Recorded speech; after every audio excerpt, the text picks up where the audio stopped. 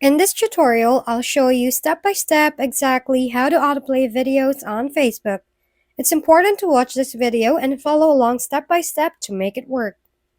First, open up your Facebook app. Once you're in the app, locate the three-line symbol, and you should be taken to the menu page.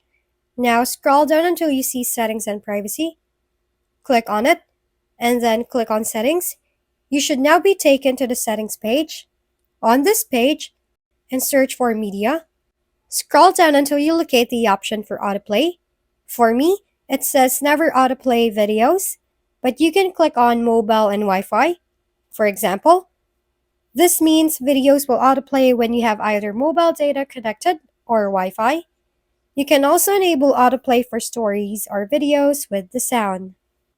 And that's it for today's video. This has been your go-to channel for gaming content, Gaming Family. Don't forget to like, subscribe, and leave your comments below. See you on the next videos.